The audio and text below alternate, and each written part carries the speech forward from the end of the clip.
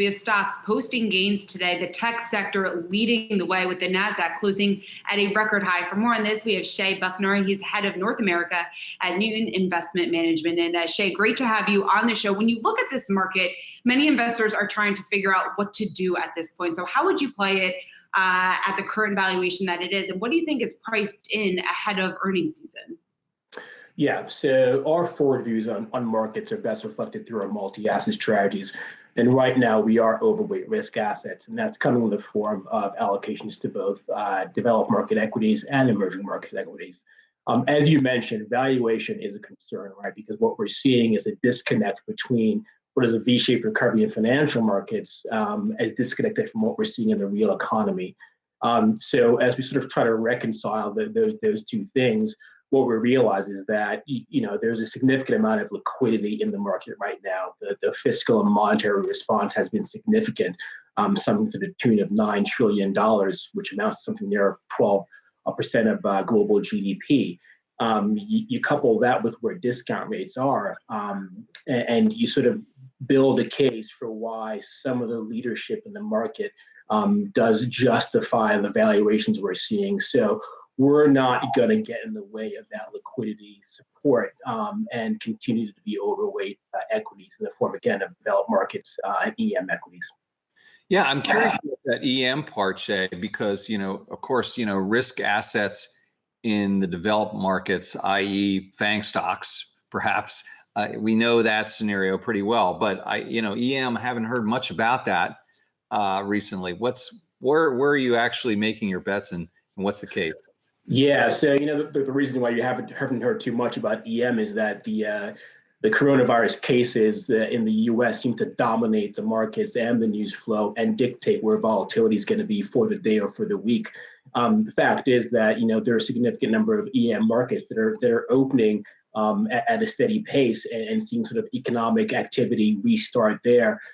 So given the performance of EM as an asset class in recent years and the valuation of EM and the forward look of the opportunities, we do see that there is a good trade-off between developed markets, mostly the U.S., and what we're seeing in emerging markets. So not a significant weight to EM right now, but at a company by company basis, you do find some companies, some industries that are leveraged to the consumers in emerging markets and have good runway that are supported by secular trends. And just given the valuation points of EM right now versus DM, you do have some opportunities. Hey, Rick Newman here. With the Fed basically carrying the market at this point, does the stock market just have superpowers? Is there nothing that can interfere with the rise of stocks? Or is there something that would concern you if you saw it develop? What might worry you as a possible trigger of a downturn?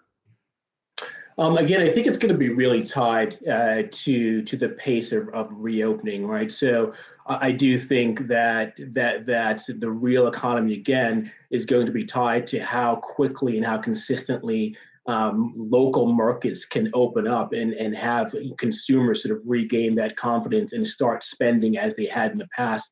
I think we have some confidence that a new fiscal stimulus will be injected into the economy, which will provide a floor for the foreseeable future.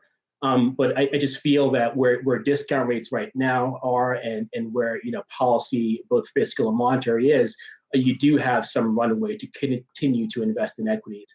And again, the market's a discounting mechanism, and I think right now, the market's looking past what's going to be a near-term challenging earnings season to sometime in 2021 and beyond, and they're discounting what hopefully will be a return to normalcy by then, and they're willing to pay for businesses that have those sort of durable cash flows and are tied and are leveraged to consumers returning spending again.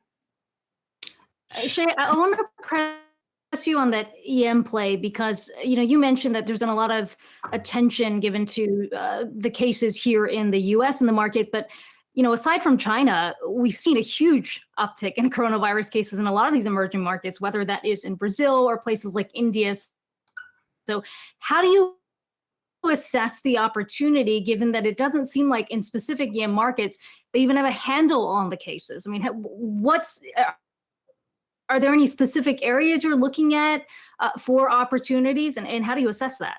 Yeah, so for us, EM has been a long-term secular play for us, tied mostly to the emergence of a sort of middle class that is moving up the income spectrum there. So again, we're looking past the near-term volatility of EM and looking at the long-term secular plays that are tied to the financial elevation of middle and emerging classes there, that are tied to growing use of internet usage, that are tied to sort of further penetration in banking in places like India, in places like China.